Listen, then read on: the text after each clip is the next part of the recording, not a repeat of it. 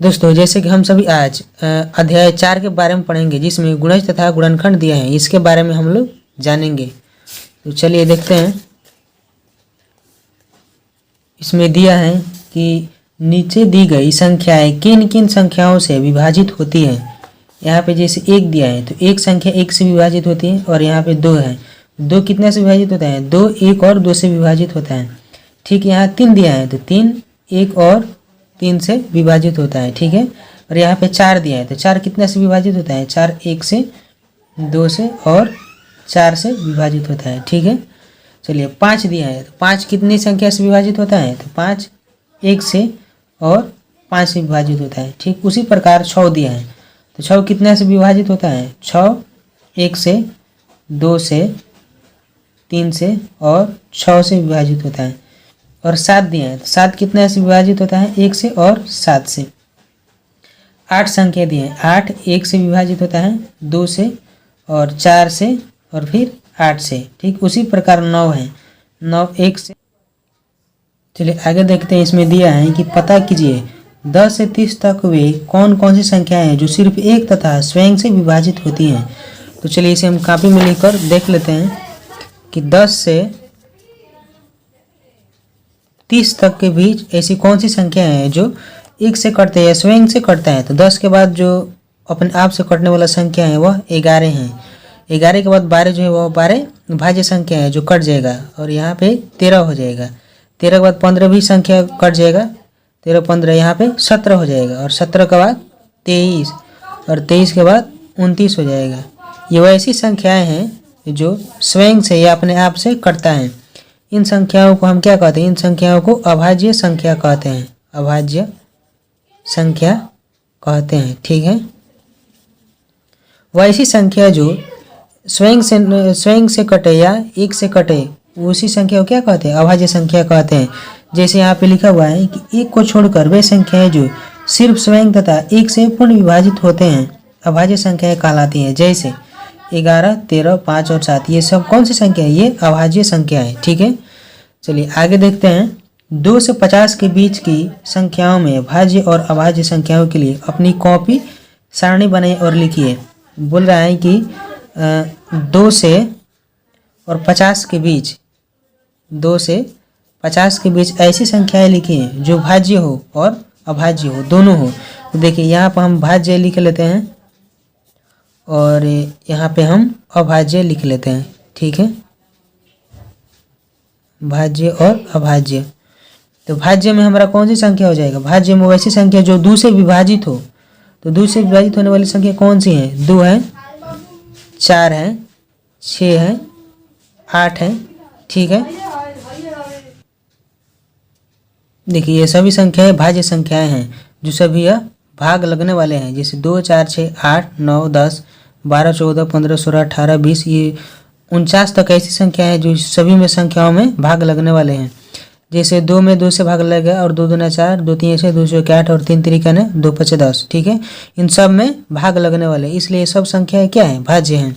और अभाज्य संख्या है जैसे 3 है, 5 है, 7 11 13 17 19 23 29 31 37 41 43 और 47, इन संख्याओं में यह स्वयं से भाग लगता है या एक से भाग लगता है। इनके अलावा और किसी से भाग नहीं लगता है। ठीक है, ये सभी संख्याएं अभाज्य संख्याएं हैं। ठीक है, चलिए हम आगे देखते हैं। इसमें आगे दिया है, अब बताइए 3 अंकों वाली 7 संख्याएं लिखिए जिनमें 3 और 5 से पूरा भाग लग जाए। हमें 3 अंकों की ऐसी संख्याएं लिखनी है जो 7 से पूरा भाग लग जाए। ठीक है, तो चलिए हम देखते हैं। यहाँ लिखकर देखिए 3 अंकों वाली 7 संख्याएं जो 3 और 7 से पूर्णतः विभाजित हैं। तो हमें 3 अंकों वाली 7 संख्या लिखनी है। तो 3 अंकों वाली 7 संख्या कौन कौन सी होगा? 2 3 4 5 6 और ये 7। ठीक है, 3 अंकों वाली हमें ऐसी 7 संख्या लिखनी है जो 3 और 7 से जो 3 और 5 से, 3 और 5 दिए, 3 और 5 से पूर्णतः विभाजित हो। तो 3 और 5 से पूर्णतः विभाजित होने वाली कौन सी संख्या है? 210 हो जाएगा। जो 210 3 से विभाजित होगा। 3 सते 21 जीरो यानी 70 बार में, और 5 से भी यह विभाजित होगा। 5 से 5 चौका 20 और 5 दूना 10 यानी 42 बार में यह विभाजित हो जाएगा।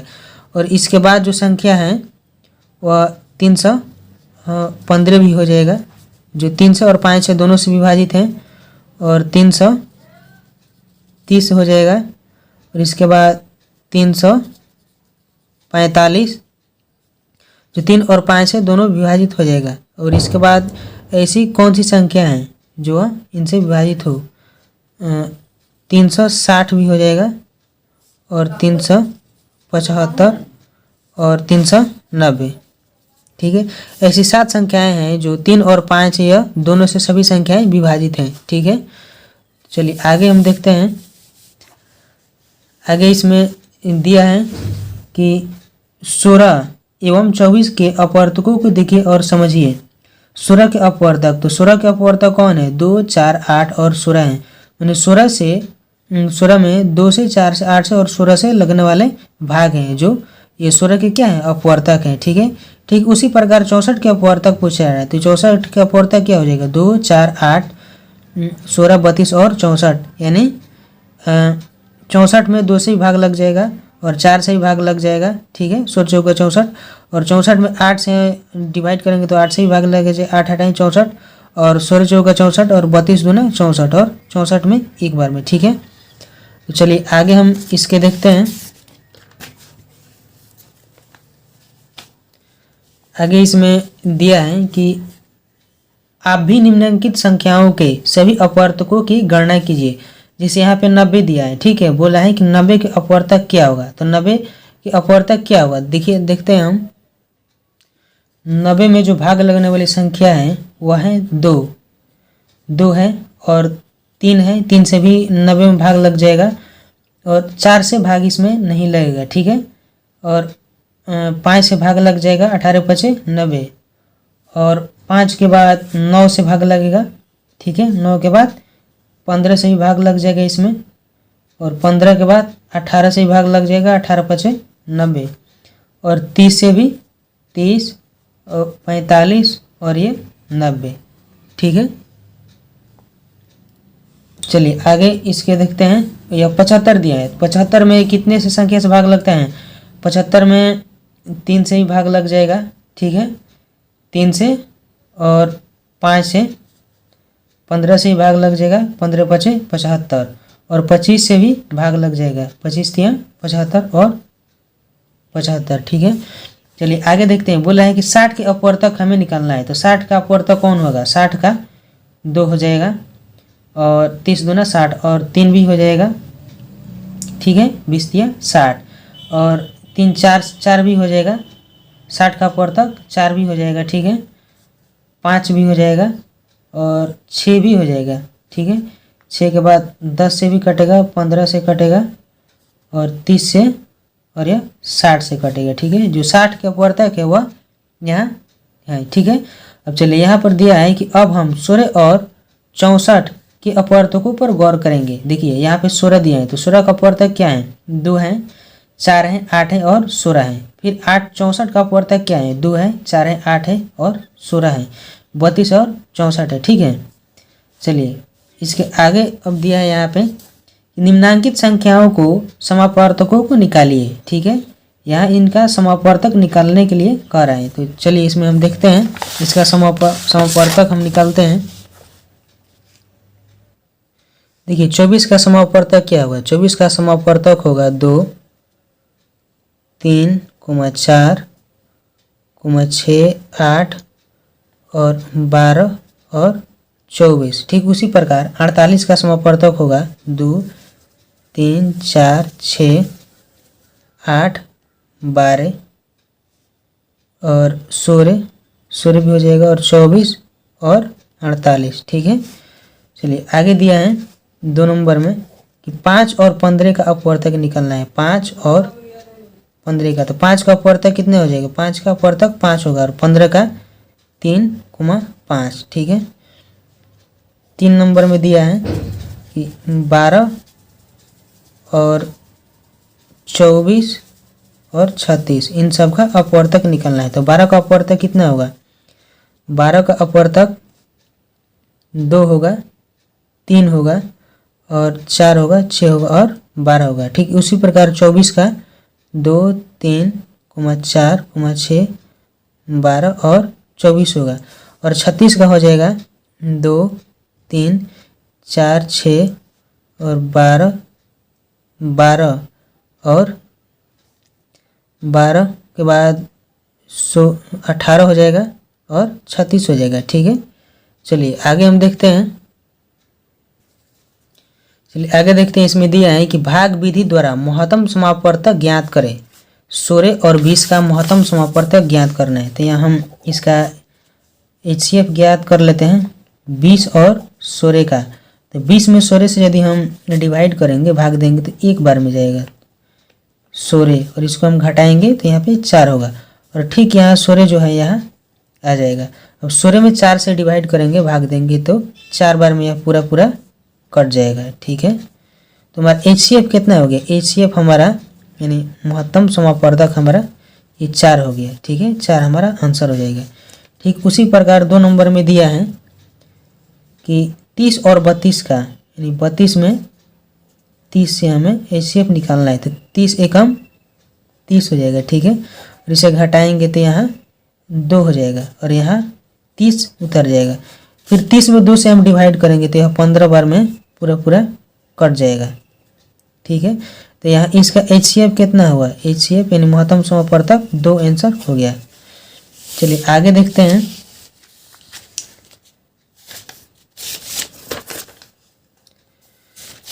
आगे इसमें सवाल पर हम यदि देखते हैं तो इसमें सवाल दिया है 1 नंबर में, अभ्यास 1 में गुणज और गुणनखंड में अंतर स्पष्ट कीजिए। ठीक है, तो चलिए इसे हम कॉपी में बनाकर देख लेते हैं। चलिए 1 नंबर में क्वेश्चन दिया है कि गुणज और गुणनखंड में हमें अंतर स्पष्ट करना है। तो इसे हम यहाँ देख सकते हैं।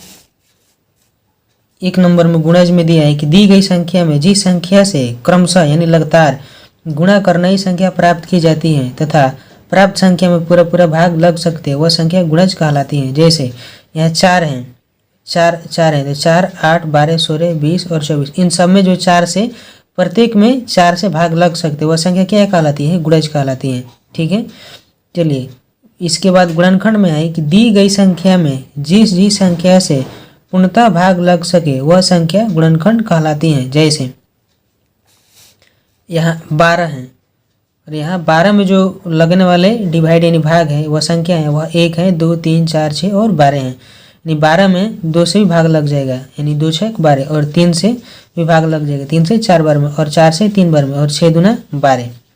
ठीक उसी प्रकार 18 में भी यह सभी संख्या से भाग लग जाएगा। तो ये सब संख्या क्या है? यह सब संख्या 18 का यह गुणनखंड है। ठीक है, चलिए आगे हम देखते हैं। 2 नंबर में दिया है कि 51 से 100 के बीच अभाज्य संख्याएं ज्ञात करें। तो 2 नंबर में हम निकाल लेते हैं संख्याएं। 2 नंबर में दिया है कि 51 से 100 के बीच अभाज्य संख्याएं निकालनी है। 51 से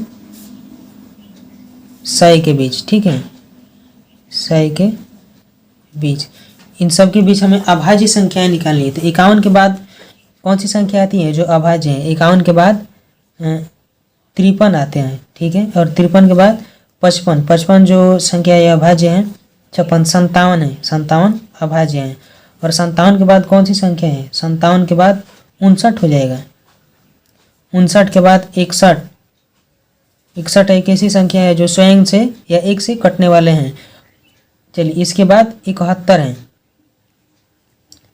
71 के बाद 73 एक ऐसी संख्या है जो अभाज्य हैं। 73 के बाद 61 के बाद 67 होगा। 67 71 73 74 75 76 77 78 और 79 हो जाएगा। ठीक है, यहाँ पे 79 81 और 83 भी हो जाएगा। 83 एक ऐसी संख्या है जो अभाज्य हैं। और 83 के बाद 87। ठीक है, 87 के बाद आने वाली अभाज्य संख्या कौन सी हैं? 87 88 90 92 91 हो जाएगा जो यह अभाज्य संख्या है। और 91 के बाद 97 हो जाएगा, ठीक है, 97। तो 51 और 100 के बीच जो संख्याएँ हमारी हो गई वह कितनी है? 2, 4, 6, 8, 9, 10 और 3, 13। 51 और 100 के बीच जो संख्याएँ हैं वह 13 संख्याएँ हैं जो अभाज्य हैं, ठीक है, 13 संख्याएँ हैं जो अभाज्य हैं, ठीक है। चलिए 3 नंबर क्वेश्चन दिया है कि निम्नांकित के अभाज्य गुणनखंड ज्ञात करें। जैसे अभाज्य गुणनखंड इसमें हमें ज्ञात करना है। जैसे 3 के 1 नंबर में दिया है 424, 424 संख्या का हमें अभाज्य गुणनखंड निकालना है। तो देखिए अंत में जो अंक दिया है वह 4 है, तो 4 संख्या जो है वह कितने से डिवाइड होने वाली है? 4 जो है वह 2 से डिवाइड होने वाली है, ठीक है, 2 से और 4 से डिवाइड हो जाएगा। तो हम 2 से देखते हैं, 424 में 2 से भाग देते हैं तो यहाँ 2 दूना 4 हो जाएगा और 2 एकम 2, फिर 2 दूना 4, ठीक है। फिर अंत में यहाँ 2 आ रहा है, तो 2 कितना से डिवाइड होने वाला है? 2 जो संख्या है वह फिर 2 से डिवाइड होने वाला है, तो यहाँ भाग दे देंगे हम 212 में 2 से भाग देंगे तो 2 एकम 2, ठीक है, और यहाँ 1 उतरेगा, तो 1 में हम यदि 2 का भाग देंगे तो यहाँ कितने बार में? 0 बार में जाएगा, ठीक है, और ये 12 हो जाएगा, तो 2 6 12, 106 हो जाएगा। और फिर अंतिम जो संख्या है यहाँ 6 आ रहा है, तो यह संख्या कितनी से डिवाइड होगा? यह संख्या फिर 2 से डिवाइड होगा, ठीक है। यहाँ पे 10 है तो 2 5 10 और 6 है तो 2 3 6 और 53 जो संख्या है यह हमारा अंतिम अभाज्य संख्या है, ठीक है, अभाज्य संख्या है। जो अभाज्य संख्या आप सभी जानते हैं कि जो स्वयं 1 से कटता है या यह 53 से कटता है, इसके अलावा यह और किसी संख्या से नहीं कटता है, ठीक है। तो चलिए इसका हम गुणा कर लेते हैं, 2 गुणे फिर यहाँ 2 गुणे और ये 2 गुणे ये 53, इन सब का हम यदि मल्टीप्लाई करेंगे तो हमारा 424 आ जाएगा, जो यह आंसर होगा, ठीक है। चलिए 2 नंबर सवाल में दिया है 525 दिया है, ठीक है, 525 और 525 में हमें इसका एलसीएम निकालना है। तो देखिए अंत में हमारा यह संख्या जो है वह 5 है, 5 किस चीज़ से कटता है? 5 3 से भी कटता है और 5 से भी कटते हैं, यानी 3 के टेबल में भी 5 आता है और 5 के टेबल में भी 5 आता है, ठीक है। तो पहले हम इसे 3 से देखते हैं कि 3 से यह डिवाइड होता है कि नहीं। तो 5 में 3 से हम यदि डिवाइड करेंगे तो 3 एकम 3 और हासिल कितना बचा? 2, ये 22 हो गया। तो 3 सत्ते 21 और एक हासिल इसमें चल गया 15, 3 5 15, यानी 175 बार में यह पूरा डिवाइड हो जाता है। फिर अंत में यहाँ 5 आ रहा है, तो 5 किससे डिवाइड होता है? 5 3 से भी डिवाइड होता है और 5 5 से भी डिवाइड होता है, ठीक है। तो हम 3 से यदि यहाँ करेंगे तो 17 पहले 3 से भाग देंगे तो 3 5 15 और बचा 2, यहाँ 25 हो गया, 25 3 से डिवाइड नहीं होगा। तो हम 5 यहाँ देखते हैं, तो 5 यहाँ करेंगे तो 5 3 15 और बचा 2, यहाँ 25 हो जाएगा और 25 में 5 से डिवाइड करेंगे तो 5 बार में यह पूरा कट जाएगा। फिर यह 5 से कटेगा, 5 से 7 बार में, और 7 हमारा कौन सी संख्या है? 7 अभाज्य है, अभाज्य है जो स्वयं 1 से कटता है या 7 से कटता है। चलिए इसका हम मल्टीप्लाई कर लेते हैं। यह संख्या 3 गुणे ये 5 गुणे ये 5 गुणे 7, इन सब का यदि हम मल्टीप्लाई करेंगे तो हमारा संख्या 525 होगा, ठीक है। चलिए 2 नंबर 3 का 2 तक कंप्लीट हो गया और 3 नंबर हम देखते हैं।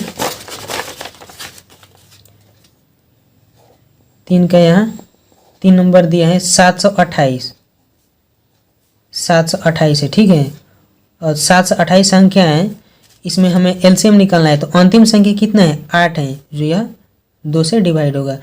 तो यहाँ 2 3 6 हो जाएगा और 2 6 12, 2 चौके 8, फिर अंतिम संख्या यहाँ 2 है जो 2 से डिवाइड होगा, तो यह 18 बार में कटेगा और यह 2 बार में। फिर अंतिम संख्या 2 है तो यह भी 2 से भाग लेगा, 2 9 18 और 2 एकम 2। जो 91 जो संख्या है वो कौन सी संख्या है? 91 अभाज्य संख्या है, जो मैंने यहाँ लिखा है 91 ये अभाज्य संख्या है, ठीक है। तो चलिए इसको हम मल्टीप्लाई कर लेते हैं, 2 गुणे 2 गुणे 2 गुणे 91, इन सब का हम मल्टीप्लाई करेंगे तो हमारा टोटल संख्या 728 होगा। ठीक है। चलिए 4 नंबर देख लेते हैं। 4 नंबर में दिया है 378 दिया है, 378। 378 अंतिम संख्या कितना है? 8 है, तो यह 2 से डिवाइड होगा। ठीक है, 2 एकम 2 और ये 17 हुआ, तो 2 8 16 और 2 9 18। 189 है। 189 जो संख्या है वह अंतिम 9 है। 9 है तो यह 2 से तो डिवाइड नहीं होगा। 9 जो संख्या है वह 3 के और 9 के टेबल में आता है, तो इसे हम पहले 3 से चेक कर लेते हैं। 3 छक 18 और 3 तिरिका 9 और यह संख्या 3 आया, तो फिर यह 3 से डिवाइड होगा। 3 दूना 6, 3 एकम 3 और यह 3 से फिर होगा, 3 सते 21 और 7 हमारा अभाज्य संख्या हो गया। 2 गुणे 3 गुणे 3 गुणे 3 गुणे 7, ठीक है, इक्वल टू 378। चलिए 5 नंबर हमारा क्वेश्चन दिया है। 5 नंबर 939 है। 939 में यह अंतिम संख्या 9 है जो 3 से और 9 से डिवाइड होने वाली थी। 3 से यहाँ हम चेक कर लेते हैं। 3 तिरिका 9, सॉरी 3 एकम 3 और 3 तिरिका 9, 3 से 13 आ गया। तो 3 से 13 संख्या है जो 3 से 3 के टेबल में आने वाली है। यदि हम 3 से इसे डिवाइड करते हैं तो 3 एकम 3 और 13 3 से डिवाइड नहीं होगा। ठीक है, तो 313 कौन सी संख्या हो गया? 313 हमारा अभाज्य संख्या हो गया, अभाज्य संख्या। तो 3 में 313 से हम मल्टीप्लाई कर देंगे। ठीक है, तो 939 हो जाएगा। चलिए 6 नंबर क्वेश्चन देख लेते हैं। 6 नंबर में दिया है 139। 139 जो संख्या है यह कितने से डिवाइड होगा? 3 और 9 के टेबल में। ठीक है, 9 जो है वह 3 और 9 के टेबल में है, तो यह 3 से तो यह डिवाइड नहीं होगा। 3 चौका 12 और 19 है, 19 3 से डिवाइड नहीं होगा और यह 9 से भी डिवाइड नहीं होगा। 3 9 और 7 से भी, 7 के टेबल में भी 9 आता है, यानी 7 7 49। तो यह संख्या 7 एकम 7 और 6 69 आ रहा है, यह 7 से भी डिवाइड नहीं होगा। तो 139 जो संख्या है यह कौन सी संख्या है? अभाज्य संख्या है। ठीक है, तो 139 हमारा अभाज्य संख्या हो गया। ठीक है, देखिए 4 नंबर यहाँ क्वेश्चन में कह रहा है कि 4 12 और 18 का महत्तम समापवर्तक ज्ञात करें। तो यहाँ हम लिख लेते हैं 4 12 और ये 18। सबसे पहले हम यहाँ 4 का एलसीएम निकाल देते हैं। तो 4 का एलसीएम कितना होगा? 2 गुणे 2 और 12 का एलसीएम यहाँ निकाल लेते हैं। तो 12 का एलसीएम होगा 2 छक 12 फिर 2 तिया 6, यानी 2 गुणे 2 गुणे 3। और 18 का एलसीएम, 18 का एलसीएम यदि हम निकालेंगे तो 9 बार में यहाँ होगा और यहाँ 3 3। ठीक है, यानी 2 गुणे 3 गुणे 3। अब यहाँ हम देखते हैं कि यहाँ 2 2 जो है वह तीनों में समान है। यहाँ 2 जो अंक हैं वह तीनों में क्या है? तीनों में समान है, तो इसको हम ऐसे घेर लेते हैं। इसके बाद यहाँ 2 है, फिर यहाँ 12 में भी 2 है, 12 गुणनखंड में भी 2 है और 18 गुणनखंड में यहाँ 3 और 3 है। तो यह संख्या 2 क्या है? असमान है। और यहाँ पर 3 है और यहाँ पर 3 है, फिर यहाँ पर भी 3 है और यहाँ पर भी 3 होनी चाहिए, लेकिन यहाँ 3 नहीं है। तो इसका मौसा कितना होगा? इसका महत्तम समापवर्तक 2 हो जाएगा। ठीक है, चलिए 5 नंबर देखते हैं। 5 नंबर में दिया है कि 3 9 और 36 का महत्तम समापवर्तक ज्ञात करें। ठीक इसी तरह हमें बनाना है 3 9 और 36। ठीक है, तो 3 का गुणनखंड कितने हो जाएगा? 3 गुणे 1 हो जाएगा और 9 का 3 गुणे 3। ठीक है, और 36 का हमें निकालना है। तो 36 के यहाँ हम निकाल लेते हैं। 2 से, सॉरी 36 यहाँ होगा, तो 2 से 2 एकम 2 और 2 8 16, 18 2 9 36। फिर 2 से हम कटाएंगे क्योंकि 8 यहाँ अंतिम संख्या है। 2 9 18 और 9 को हम 3 से कटा देंगे। 3 3 9 और 3 एकम 3 यहाँ कटा लेते हैं। ठीक है, यहाँ 2 गुणे 2 गुणे 3 गुणे 3, 2 2 4 3 12 3 36। तो देखिए यहाँ पे 3 यहाँ पे एक संख्या है और यहाँ पे और यहाँ पे है, ठीक है।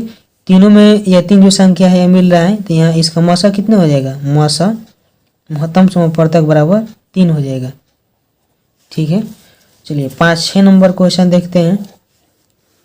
6 नंबर में दिया है कि भाग विधि द्वारा 6, 7 और 8 का लघुत्तम समापवर्त्य ज्ञात करें, ठीक है। 6, 7 और 8 का लघुत्तम समापवर्त्य ज्ञात करें। देखिए इसमें सिंगल संख्या है, 6 है, 7 है और 8 है। इसका मतलब है कि इसमें 2 संख्याएं, किसी भी संख्या से हमें 2 संख्या इसमें कटनी चाहिए। तो यहाँ 6 और 8 2 संख्याएं हैं जो 2 से डिवाइड होने वाली हैं, यानी 2 तिया 6, और यह 7 डिवाइड नहीं होगा तो 7 इसी तरह हम लिख देंगे, ठीक है। और 8 डिवाइड हो जाएगा तो 2 चौके 8, और इसमें 2 संख्या डिवाइड होने वाली कोई है, कोई 2 संख्या डिवाइड होने वाली नहीं है।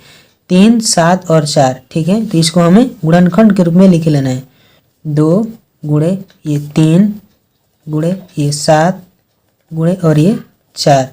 चलिए अब इसको हमें मल्टीप्लाई कर लेना है, 2 3 6, 6 7 42, और 42 में 4 से हमें गुणा कर देना है, 42 चौक 4 दूना 8 और 4 चौका 16, 168 हो जाएगा, ठीक है। चलिए 7 नंबर देख लेते हैं। 7 नंबर में दिया है 5, 6 और 9 के अभाज्य गुणनखंड निकाल कर लघुत्तम समापवर्त्य ज्ञात करें, ठीक है। चलिए इसको हम बना लेते हैं। यहाँ पे देखिए यह संख्या 3 से यह दोनों डिवाइड है, 6 और 9 जो है वह दोनों डिवाइड है, और 5 इसमें भाग नहीं ले गए थे, यहाँ 5 उतार देंगे, और यह 3 दूना 6 और 3 3 9। इसमें से 2 संख्या जो है वह कोई डिवाइड होने वाली नहीं है, तो इसका हम गुणनखंड कर देंगे, 3 गुणे ये 5 गुणे और ये संख्या 2 और ये 3, ठीक है। 5 3 15 दूना 30 और 30 तिया 90। तो जो 90 जो संख्या है वह 5, 6 और 9 का अभाज्य गुणनखंड है, ठीक है। चलिए 8 नंबर क्वेश्चन देख लेते हैं। 8 नंबर क्वेश्चन दिया है कि 11, 22 और 1 से 21 का लघुत्तम समापवर्त्य निकालें।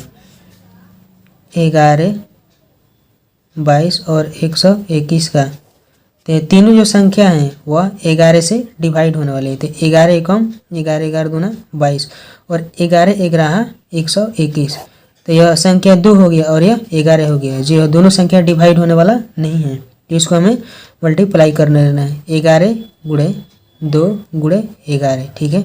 11 11 121 और 121 दूना 242 होता है, ठीक है। चलिए 8 तक हमारा क्वेश्चन कंप्लीट हो गया। अब 9 नंबर क्वेश्चन है। 9 नंबर देखते हैं। दिया है कि रिक्त स्थानों को भरिए। 1 नंबर में दिया है कि संख्याओं के उभयनिष्ठ अपवर्तकों को क्या कहते हैं। तो संख्याओं के उभयनिष्ठ अपवर्तकों को समापवर्तक कहते हैं, समापवर्तक, ठीक है। चलिए आगे देखते हैं। दिया है कि संख्या अपने अपवर्तकों से क्या होती है। संख्या अपने अपवर्तकों से सदैव अभाज्य होती हैं। संख्या अपने अपवर्तकों से अभाज्य होती है। संख्याओं के सबसे छोटे उभयनिष्ठ अपवर्त्य को क्या कहते हैं। तो संख्याओं के सबसे छोटे उभयनिष्ठ अपवर्त्य को मसा कहते हैं, यानी महत्तम समापवर्तक, महत्तम समापवर्तक कहते हैं, ठीक है। तो दोस्तों हमारा 9 नंबर तक क्वेश्चन कंप्लीट हो गया। तो वीडियो अच्छा लगे तो प्लीज़ लाइक और सब्सक्राइब करना नहीं भूलें। धन्यवाद।